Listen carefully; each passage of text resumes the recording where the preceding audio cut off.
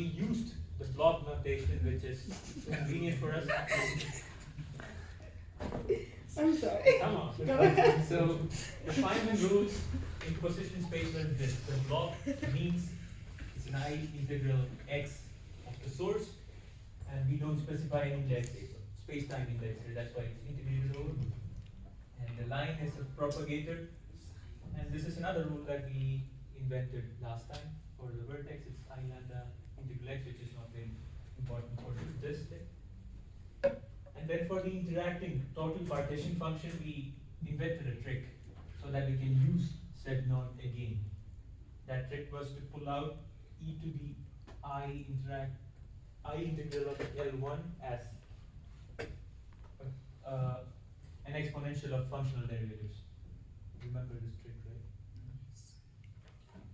Alright, so then we tried to compute some stuff. I didn't compute this explicitly, but I have this in my notes. You can check it out. We computed this and we thought we messed up something in the end. But good news, we didn't. I will explain that later. Before that, let's just go through an example of using these Feynman rules. Let's try to write this diagram out in terms of equations. Anybody want to volunteer and start?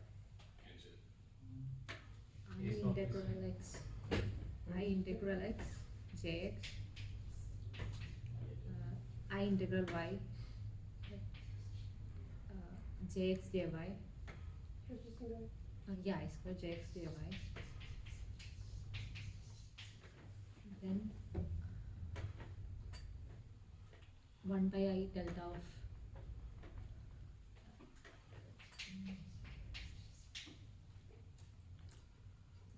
x minus x.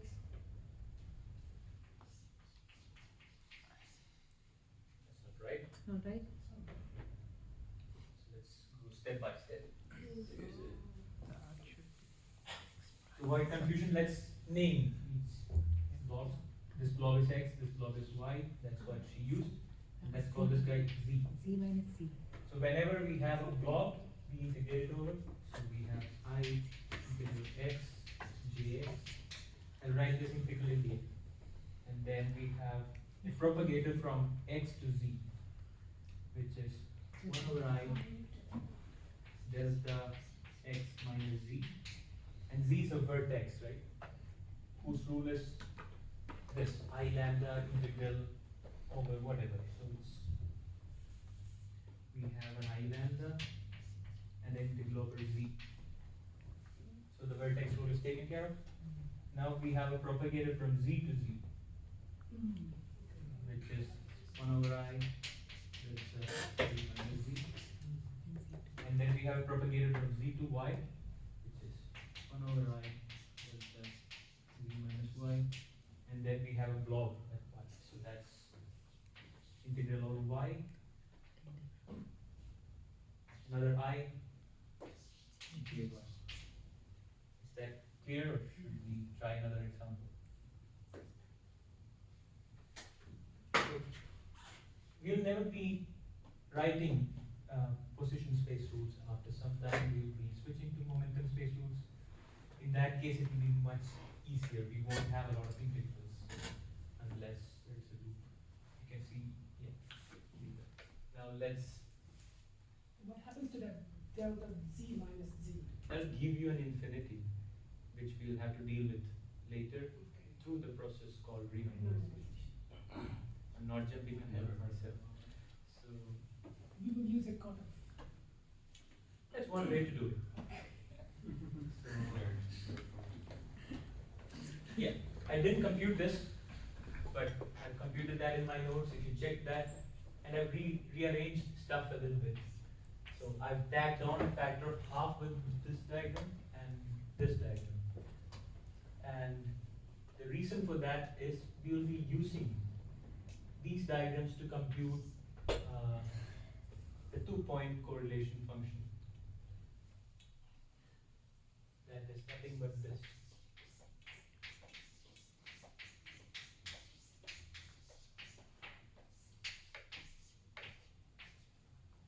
Why are these diagrams relevant to the 2-point function?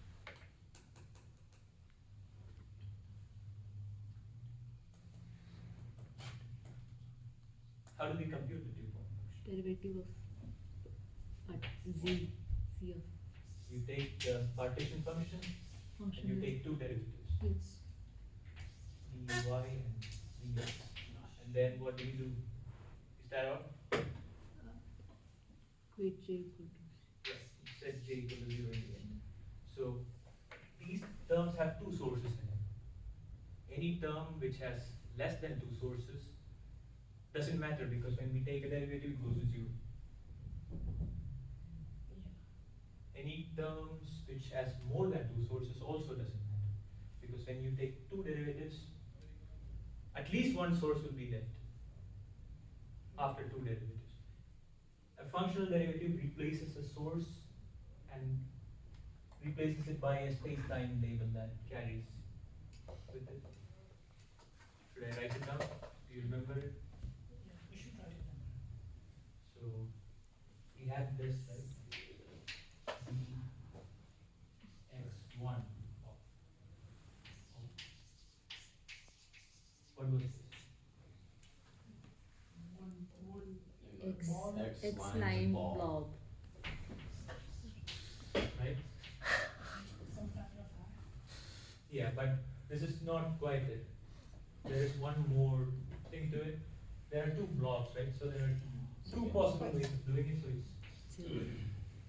So the idea is you replace one block and replace it by the space-time index of the functional derivative. Derivative just removes one block. Yeah, one derivative removes one block. So if you have more than two blocks, you just have two derivatives. That means you remove only two blocks. Blocks will be left over after this. And when you set j equal to 0, all of them goes to 0. Because a block is j. So blob actually means ijx, right? Integrate Yeah. ijx, and Yes. line means delta x minus y. So when we take a functional derivative Mhm. of the actual thing, Yeah. will it be twice of? We still have a line and then just one integration. So because we did a functional derivative, so that gets rid of one of the integrations. So we can also see it that way. Yeah. If you have something else, like, can you give me an example of if you have a vertex and you take a functional derivative? 0. Functional derivative only acts on blocks. I see. Is that clear why these terms are relevant to the two-point function? Right, when you take a functional derivative, these half factors will neatly cancel with this 2. That's why I decided to keep the halves of the block diagrams. Even after that, we have some leftover factors, which is what I will try to explain today. And for v equals 1 and p equals 4, that means one vertex and 4 propagators, we had this. And the term we had in the end was this 3 by 2 times 4 factorial, if you remember. It's actually 3 by 2 cubed 4 factorial, but I took two of the 1 by 2s and tagged it onto the block squared. Then what we are left with is 1/16, which is actually correct. So we were right. I will try to explain this today. So we need at least two blocks, right? When you compute this. When we compute that. So can you guess for what calculation these diagrams would be important? Right. It's important for 4-point correlation functions because we have 4 blocks. There's no 3-point code, right? In this theory, there is no 3-point correlation. Why? Because the vertex is 5 to the 4th, and that means at each vertex you have 4 lines going out of it. Can you have a 3-point correlation function? No, I don't think we have, because z naught is exponential of blob, right? So if you expand it out, it's 1 plus blob plus blob squared plus blah blah blah blah. So every term will have even number of blobs. Okay, so that's what I was thinking.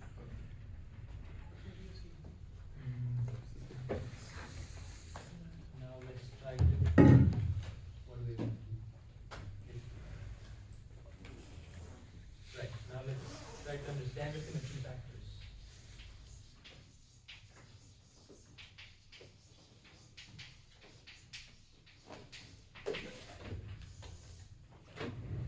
correct way of finding the symmetry factors is to do this calculation yourself. Take all the functional derivatives of the pictures, but that's way too long. But usually textbooks give you a trick, which is something I never understood. And I asked Diana Bauman, and she said she never understood that. So let's try to do another trick, which I think I explained it last time. So let's go over it again. For this diagram, for example, we have one vertex. So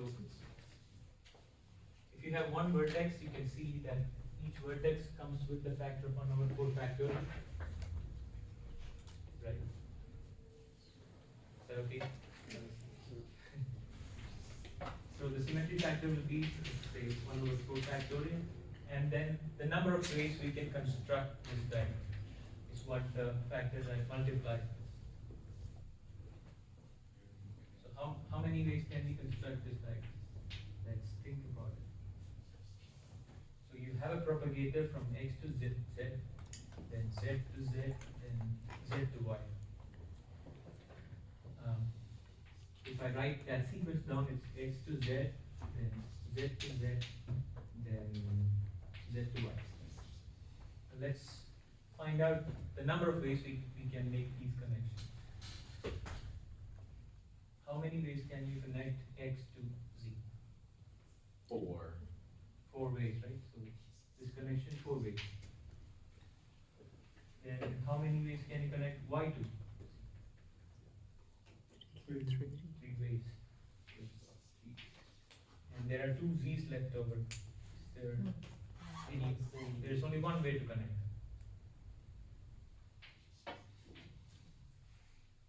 Right? So the factor is 4 times 3.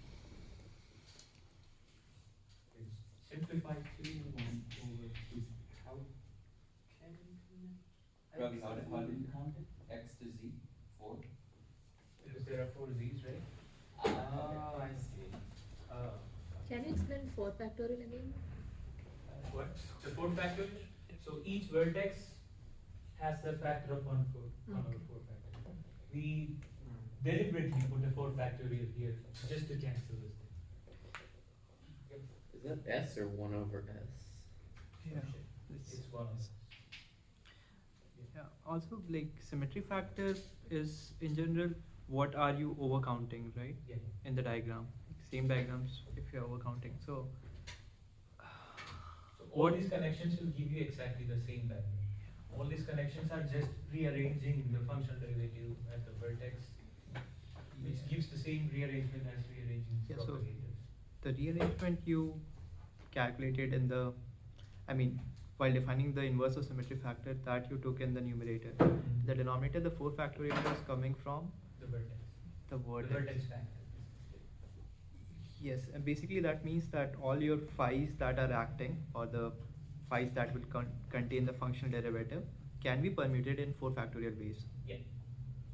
And we should have had a 4 factorial cancellation, Yeah. which we don't have, because sum of the swapping gives exactly the same value.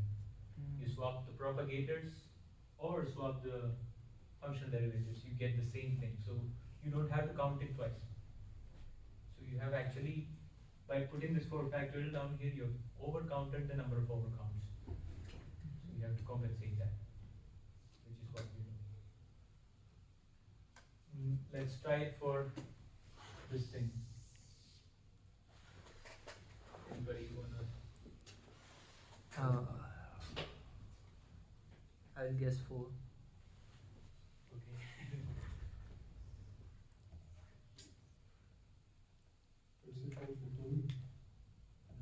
Don't guess it, just go through the process. It's 4 times 2. No, straight. 3 by 4 3 factorial. times 1 is 3. 1 by 8. So let's go through the steps. So the symmetry factors, first we put down the vertex contribution, which is just 1 over 4 factorial. We just have one vertex here. Now let's think about the propagator structure. So if I call this point x, what's the propagator structure? X to X, X, Yeah. X. X to x, that's this, and then x to x. many Straight ways times can one. I, what? 3 times 1. Yeah, that's correct. But yeah, whatever. So you can connect x to x in 3 ways.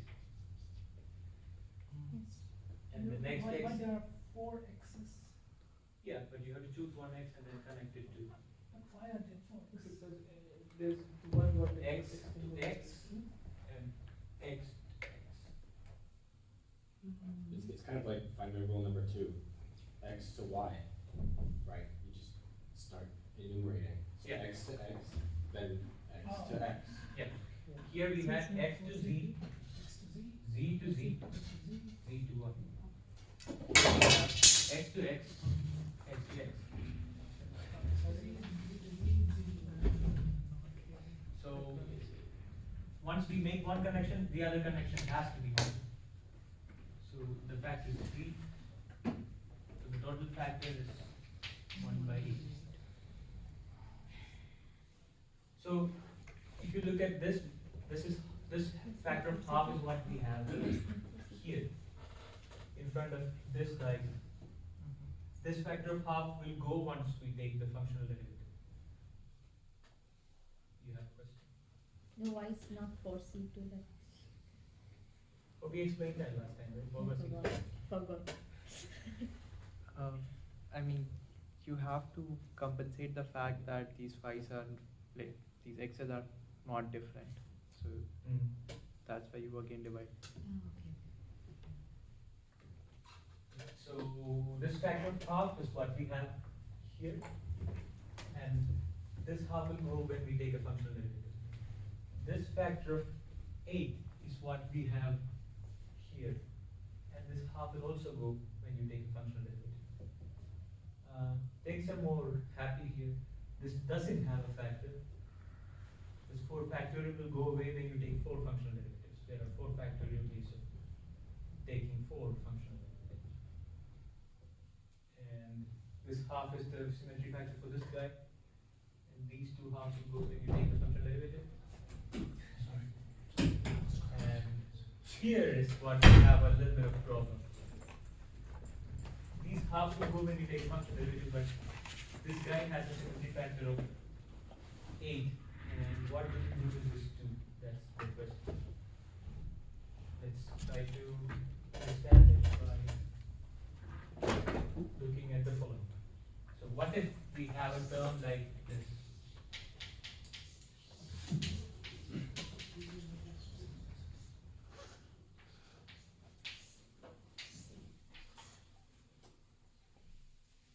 So this 1 by 4 factorial is again this 1 by 2 and 1 by 2. But now I have 2 of them in one term. You can have such a term, right? Because we have all kinds of terms in ZG. So this is, if we expand it out, is proportional to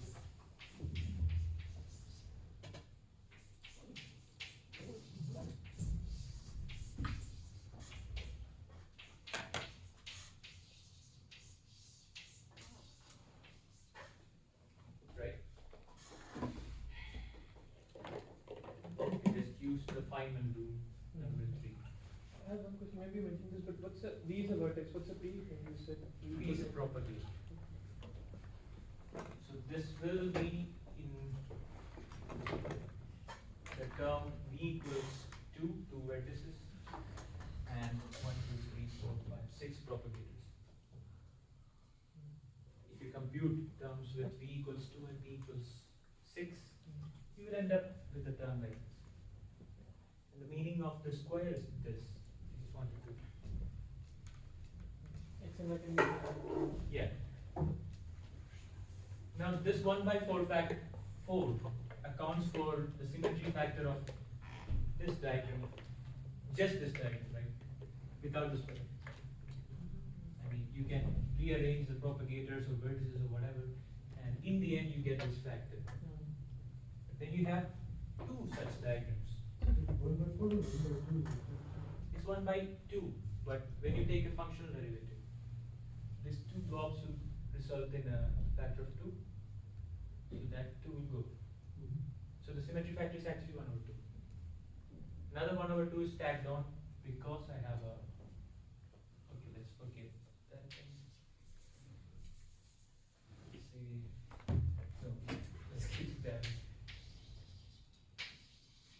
that confusing or? I'm confused by this proportionality. I missed The proportionality? yeah. I just used Feynman rule number 3, but I didn't write I lambda or anything else. So proportional. One vertex give you the integral, and vertex give you the integral. Yeah, there are 2 integrals. Yeah, because There are 2 two values. vertices. So this factor of 4 makes sense, right? It's the same thing as we have here. This factor of 2 will go when you take a function limit. So the overall symmetry factor we'll have to find will be this. That's why I intentionally kept all the factors at half where they should be. Yeah, so this factor accounts for all the exchanges of propagators or vertices of this diagram. But now if I have 2 of them, I can exchange a propagator from one diagram to the other. That's also possible. But not all exchanges will give you the same diagram, right? Give you different diagrams. For example, you cannot exchange this one to this one because the intersection points are different. But if you exchange all of these propagators with all of these propagators, it's fine. So I don't see the first one. You can't exchange the vertices. Yeah, you can exchange the vertices also.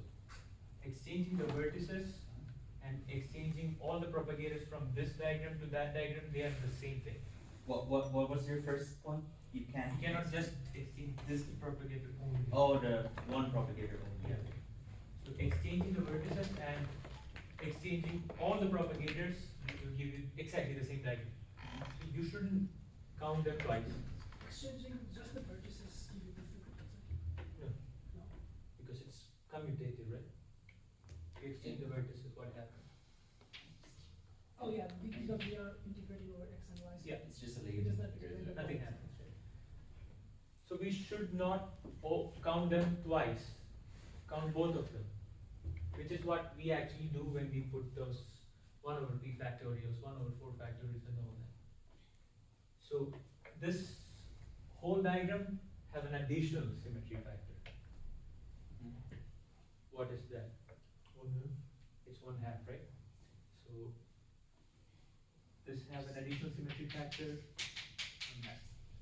In general, if you have 1/4 blob to the n, what is that additional symmetry factor? Or n factorial. Right.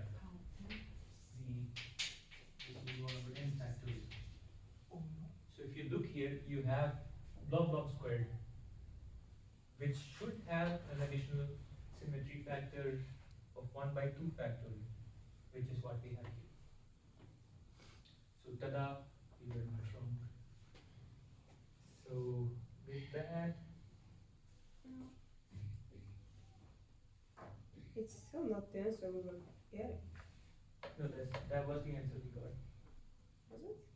Yeah, this was the answer we got. Number total was 6, right? Number Yes. 6.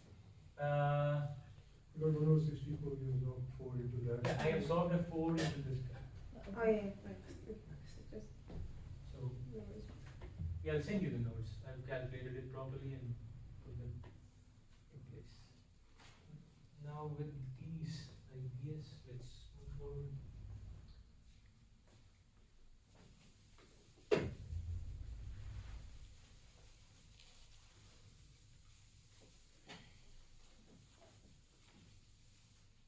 So let's distinguish between a connected diagram and a disconnected diagram. It's very simple to distinguish.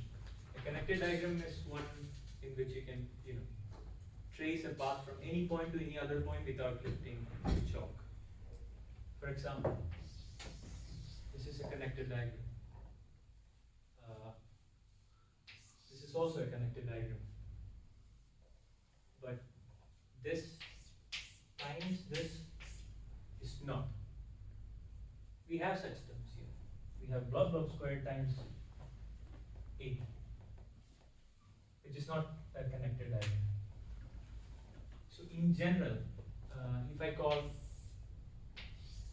Ci a connected diagram, Ci can be this, or anything. A term in Z, let's call it D. What would be that? You will have a bunch of connected diagrams multiplied with each other. Right? If we have Ni diagrams of Ci, I'll write it down, it's very clear.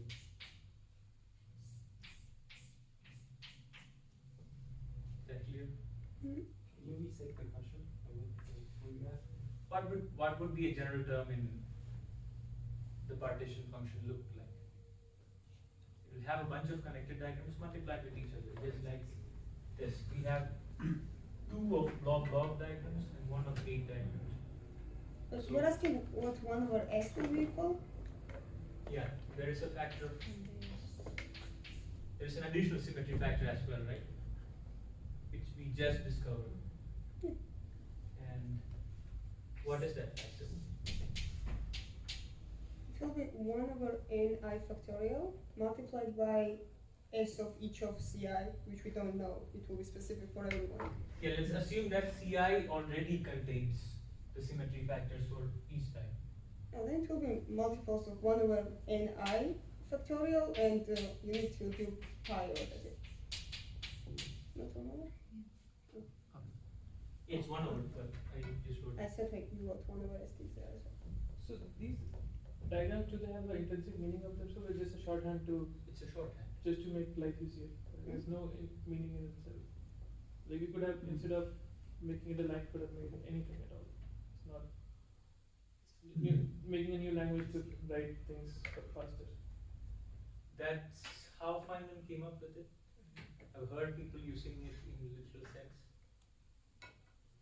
For example, head width.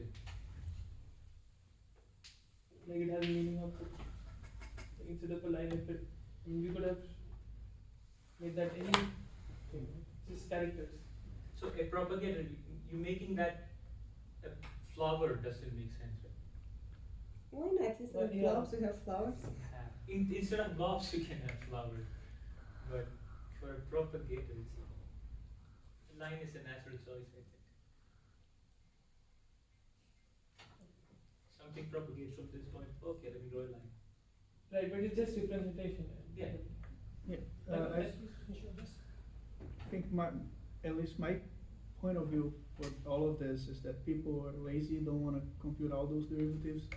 So if we really learn how to calculate those symmetry factors, we can just draw all possible diagrams. We can come up with up to some loops, and then like 1 loop, 2 loop, and then you see that those are actually different orders in perturbation theory because of rule 3 there.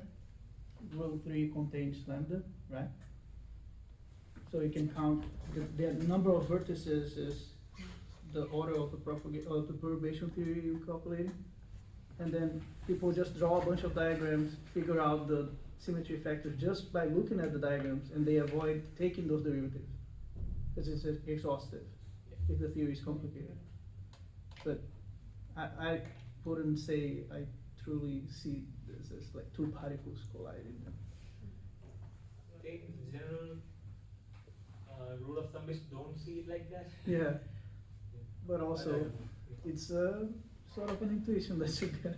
And the second thing, like that D1P and D14 is just something you pulled out of the hat? No, I'm just naming things. D1. Yeah, no, but the expression, it's just an example. I derived it last. You were actually. Oh, I see. I had to go to progress.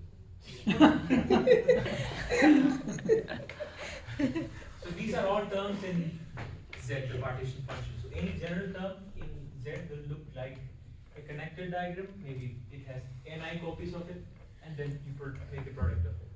And you have a symmetry factor because we have multiple copies of the same diagram, and we just discovered that for each Ci, the symmetry factor will be ni factorial, but since we have a lot of Ci's, we should take a product. Is that clear? Right? So this is phi I Ci to the power ni by ni factorial. Right?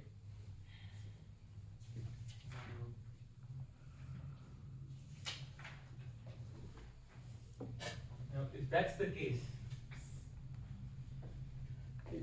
Ravi, sorry, I'm a bit confused. What the meaning of this SD is? oh, it's the additional symmetry factor. We This- have- okay, so it'll take into account, for instance, in the last term of D14, You're it'll taking be just account this two, just the two. Yeah. Okay. This So A the A will is be. contained in Ci. Oh, right. So the A will be contained in the double, Yeah. double like that. Yeah. The pair of classes. So Okay. for example, if I write down Ci contains 1/8 bubble, Oh, okay. All right. All right. 1/2 log, not 1/2. 1/4 factorial log, and so on. So the symmetry factor for each diagram is included, and this is the additional symmetry factor that's coming because you're taking powers. I see. Thank you. Did you come up with the coefficients randomly? These coefficients? Yeah. No, man.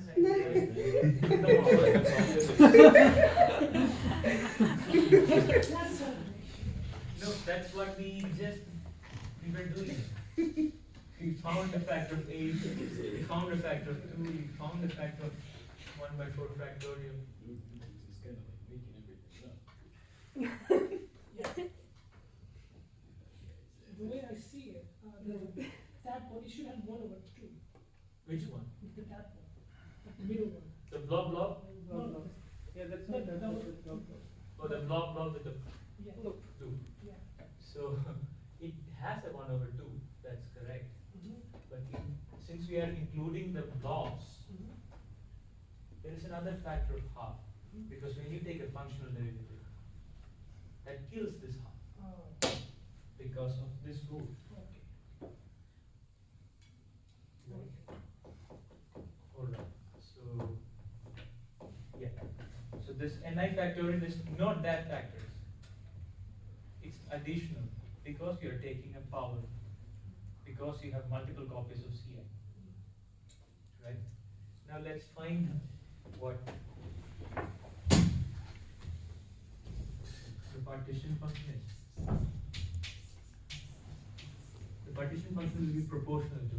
I'll fix the proportionality constant to be 1 by setting z of j equal to 0 to be 1. That's why I'm writing a proportionality symbol. So this will be what? What will be this?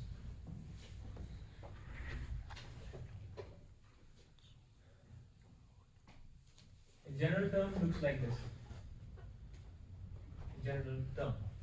You just have to sum over all those terms. So you sum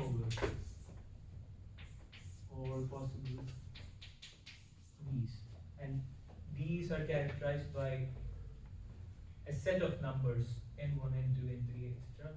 n1 corresponds to how many c1s we have, and let's say c1 is this. So that's up to us. So you're not limiting the value of the vertices and complementars, you're just keeping it more general. Yeah. So So C1 is just one particular. if we draw all of the possible connected diagrams and enumerate them, call the first one, you call something 1, something 2, then this NIs is a set of numbers that keeps tracks of What type of diagram? how many number of C1 diagrams do I have, how many number of C2 diagrams I have, and then what's the sum over. The set. Yeah, this sum is over all possible NIs. Right? Is that clear? Then let's stand this up. So this is sum over all ni, and d of ni was d of ni was that product I.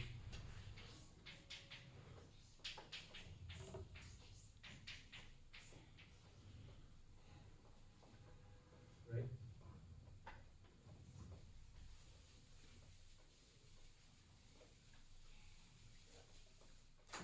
So if I make this product more explicit, that becomes sum over ni. Is that what I did? Let me check.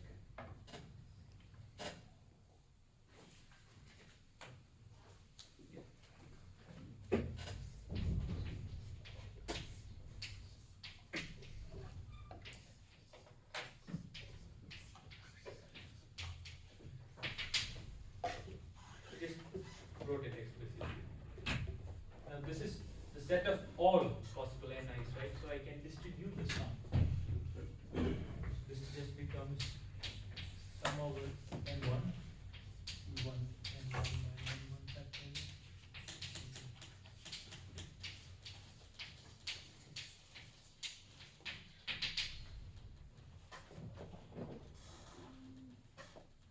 Exactly. You're summing out all possible sets of ni. And you know, for each possible ni we have this term, so we can just sum over ni that term. Right? That's clear, right? Just give me some response, motherfucker. So N1 is like constant with respect to N2. That's why Yeah. you can pull this out of the sum for N2. Yeah. And then if you do this several times, Because you can break each it. diagrams, how many CIs Yeah. we have is independent of how many CJs. Yeah. It's sort of like factorizing it. Yeah. Just factorizing it and making it. Mhm. So if I put brackets here, right, then I can rewrite this as sum over n I C I n I factorial, and then taking a product of it. Oh, you just Yeah. switched around the product or something? Yeah, but it's not obvious. Yeah, it's It's not obvious. It's not a sum over ni, it's a sum over all sets of ni. In general, the sum of the product is not the product. You of read the a sum. book and they'll just swap the sum and the product, and they'll forget about the set symbol. But that's not obvious. That's right. That's why I wanted to go over. Yeah, the step is not, still, Yeah. I'm still thinking about this from the top, the sum of the sets. How can you break up this into, Because it's the sum of all possible ni's, right? That is your sum over n1, sum over n2, sum over n3 of each of these things. Is there an upper limit to this? No. Simply? Probably. What is the big picture here? Like, why are we doing this? Just to Oh, generalize? you'll see that immediately after Okay. two more steps. So what's this thing?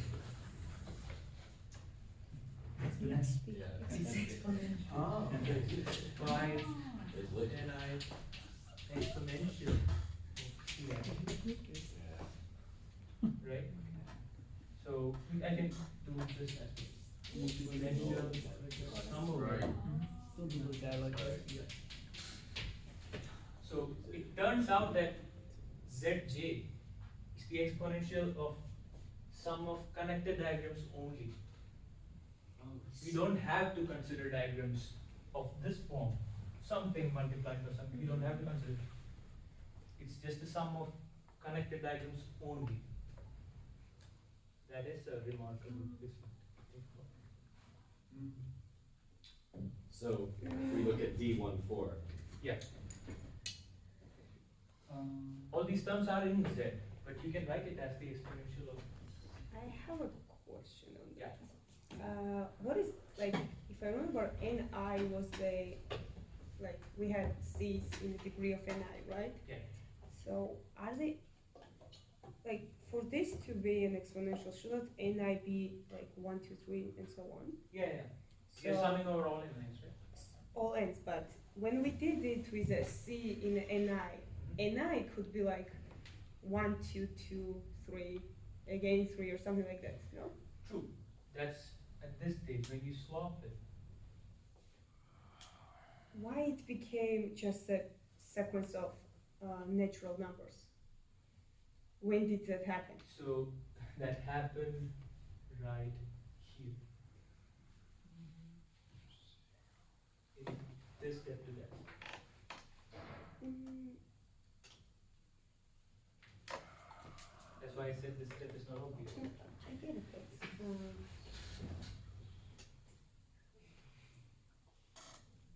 So this is the sum over all possible ni's, right? Yes.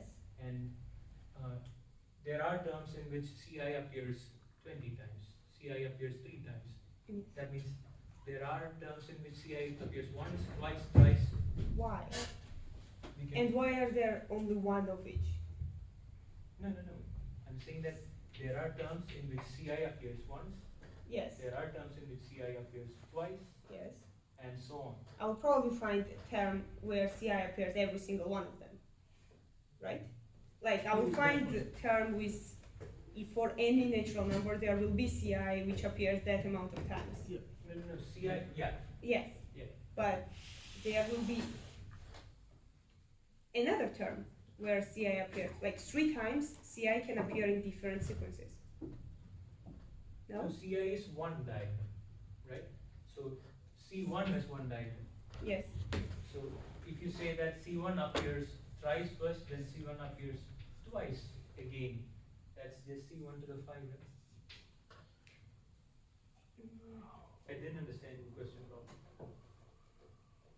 I'm saying that in one diagram, like for this thing, like let's take this. Yeah. You have blob, line, blob twice, and Yeah. this 8 once. Yeah. And for this thing, if C1 is blob, line, blob, for this thing N1 will be 2, Mm-hmm. and for this thing N will be, N2 will be 1, Yeah. right? So we are saying that we can come up with, for any number, like 5, 7, I will come up with a sequence where blob, line, blob will appear 7 times. That's why N's can take all possible values. Yeah. But if I have this kind of thing, blob, line, blob 7 times, this 8 1 time. Mm-hmm. I also can have another thing with blob, line, blob 7 times, and this thing twice. Right. So doesn't that make N1 equal to 7 appear in, like, N1 equals to 7 and N1 equals to 7 Mhm. will happen in 2 separate things. Right. When And did I sum up over that? So that's summed up over here. You're taking a product, right? Yes. So in this there's a term in which C1 to the 7. And again should be C1 to the 7. Right. So in this term, so this will have a C1 to the 7, right? Yes. And this will have a C2 to the 2 and C2 to the 8. So you have both of this. Distribute it. Okay, makes sense. Right. Yep. So if we did this to D14, we only care about the first one? Because that's the No. D14 is in one of these V's. But the thing is, you can write Z as the exponential of sum of connected diagrams only. But the only connected diagram for D14 is the first term, right? True, but D14 is a term in Z, And which is when you expand this one out. But, you know, it'll be clear in a couple of more minutes because, we started with Z being proportional to connected diagrams only, right? no, this is any general diagram. Any general diagram. Because, where was that? D was phi I Ci to the Ni by Ni factorial, right? So it's a product of connected diagrams. Oh, okay. If you're indexing by I, so you probably want to be something over I rather than Ni. Where are you? In your final step and a Oh, few steps here? before that. Yeah. No, the This is product. the I, the right? product of it. I messed up, is it? Messed it up?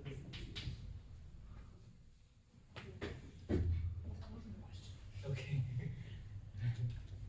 So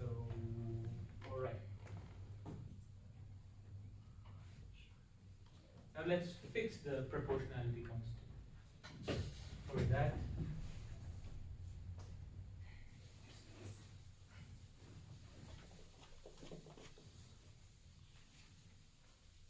we need to set z of j equals 0 to 1.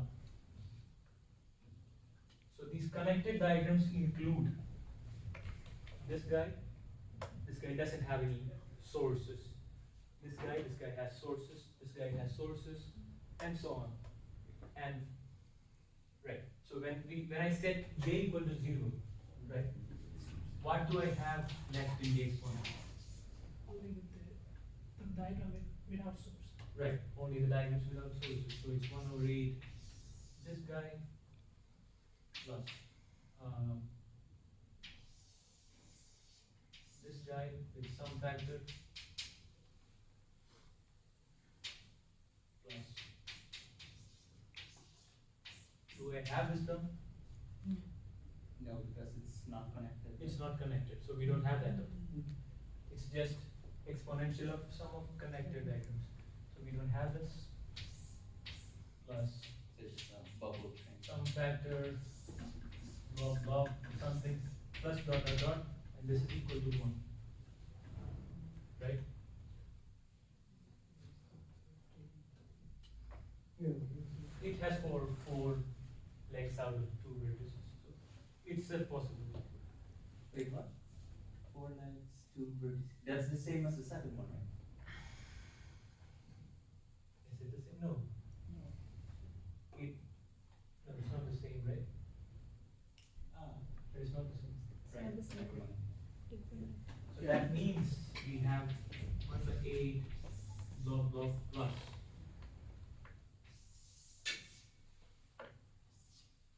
some number plus some number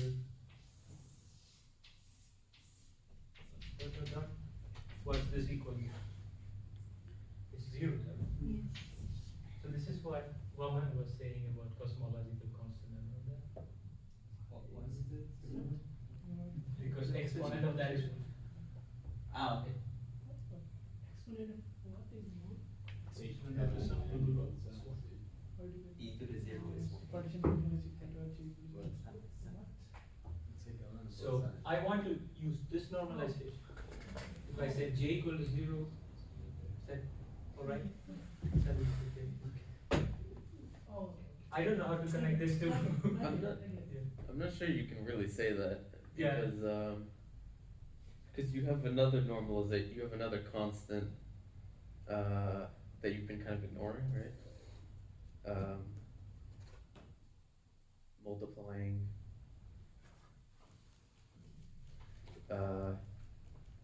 z. So the exponential of that sum should cancel that to have a properly normalized z, but I'm not sure necessarily that sum has to equal 0.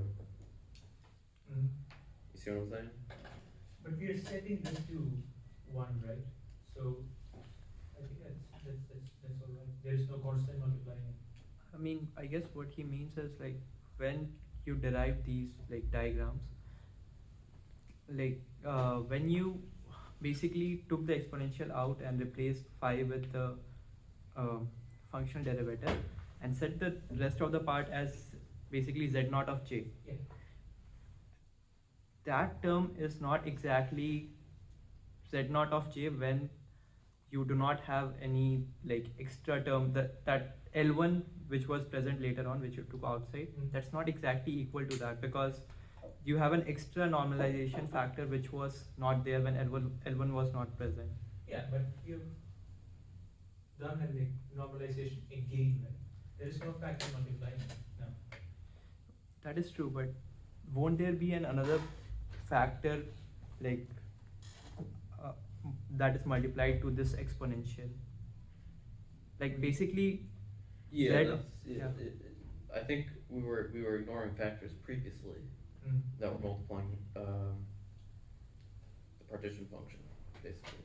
Wouldn't that just be, we said, it's a 3 factor before the partition function? Yeah, and I set it to 1. Yeah, so you just said the whole thing equal, so 3 factor times the partition function the j equals to 0 equals the prefactor. I understand what you mean.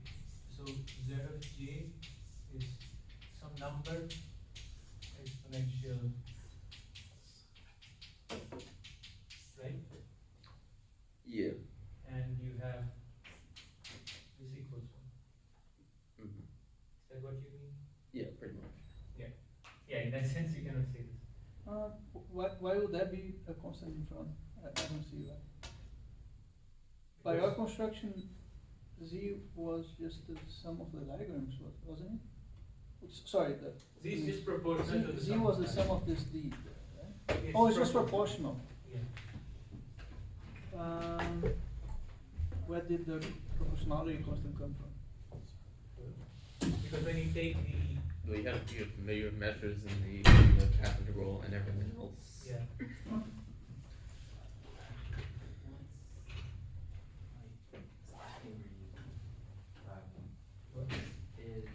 Yeah, And when you do okay. the, and you have one over Okay. the determinant, when you do the, What did you say? This proportionality constant is zero. calcium. No, the proportionality constant is set by this condition. You have a meeting? So why do we see that is zero? We can't say that there is a number. So that's what you were saying. Yeah, but I think for practical purposes, we don't need this to be zero. Maybe. Yeah. We just need the ratio, like to those diagrams to cancel against the numerator, right? You take the ratio with respect to this, Yeah. and then that would be enough to cancel the divergence. So we get to So if you do the I, this thing. If I define a new quantity as the sum of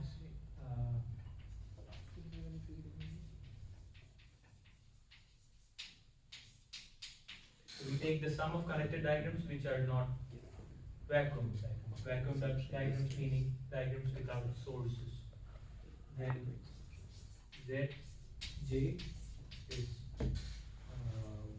exponential I. Just inventing a new notation. What is the sum of what? Non-vacuum? Yeah, diagrams which have sources. If you have a diagram without sources, you call it a vacuum diagram. Yeah, And then but in that step, we still had those vacuum diagrams, right? yeah, They you went set to a it one. coefficient now. They cancelled coefficient.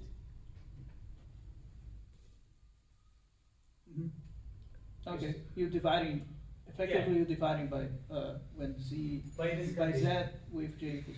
Yeah. So I think PQ uses the notation reversed, Yeah. It's fine. but this is how I've seen it in most of the textbooks. I don't know why PQ uses the other notation.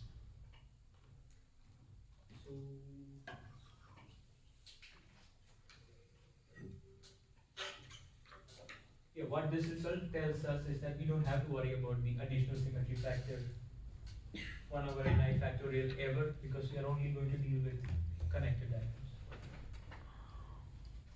Alright. Let's look at one more thing and stop.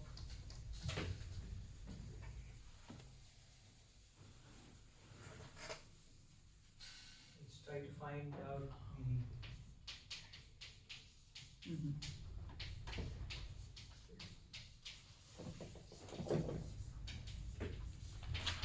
Ravi? Yeah.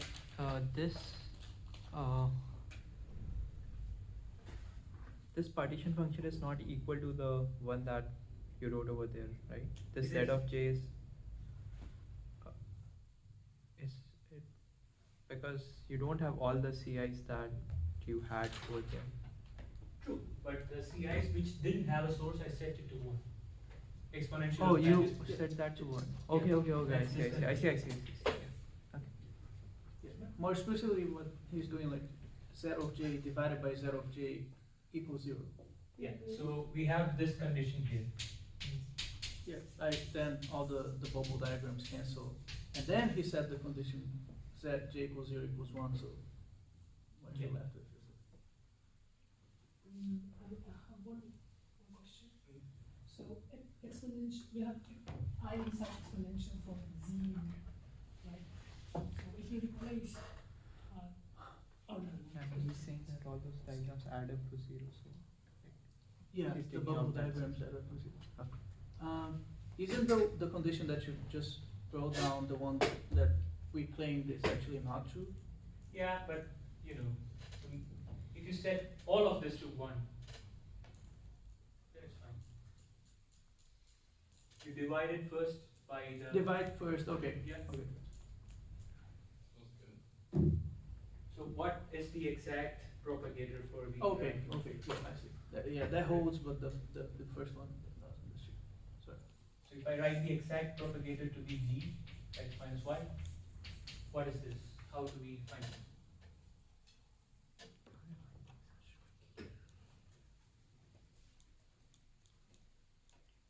The same procedure.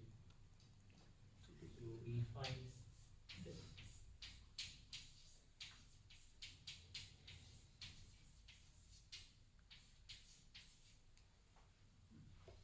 Right? And how do we find this? Functional derivatives, right? dx, dy, zj, and then zj equals 0 here.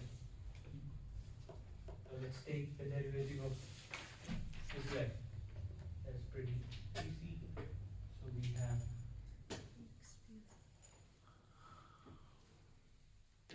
dx, then zj times dy on I j at j equals 0.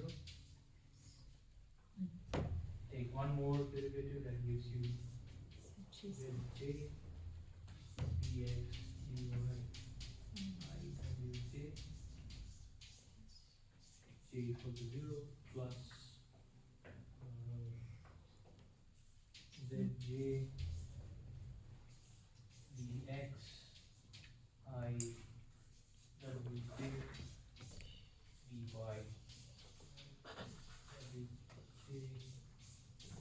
dy equals 0.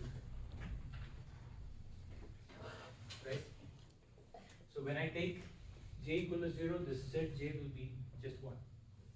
So this is 1. And what happens to these guys?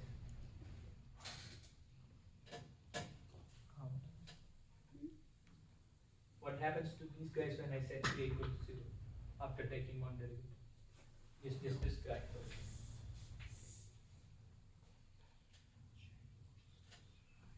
So here W Just has that will 0. That will be 0. that is 0. Yeah. Because W has all the connected items with sources. So if you take one derivative, Yeah. you'll be left with one source, at least. Then when you set j equal to 0, this term and this term separately goes to 0. But when you take two derivatives, terms with two sources will stay. Right?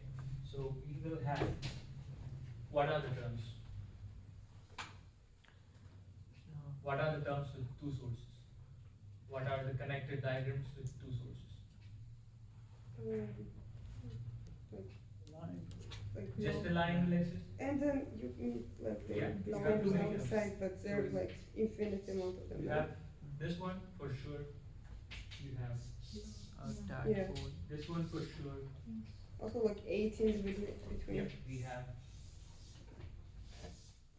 this one for sure. Fish. Right? Fish. Yeah, we have what's the fish? Is this the fish? This one. I mean, this one. U and an inverse. Hello? Oh, that's funny word. Yeah. It just has too many terms. Yeah, yeah, there are But they're many terms. infinite terms, not too Yeah. many terms. Infinite terms. So this is actually the exact propagator in this interacting theory. It has infinite number of terms. So we can calculate it up to,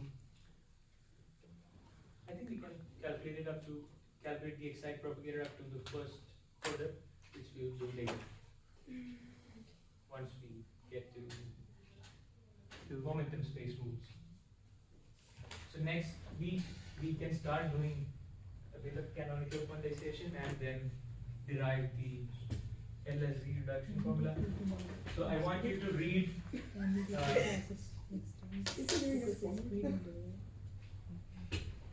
I want you guys to read David Tong's notes, sections 2.1, 2.2, 2.4, and 2.6. The first homework in the semester. Okay, that's it. No, you gave something last week as well, I guess. What? You gave some reading No, last I week. asked you to compute the terms, Yeah. but I did it myself. The symmetry factor, there's a factor of something here, there's a factor of something here, there's a factor of something here.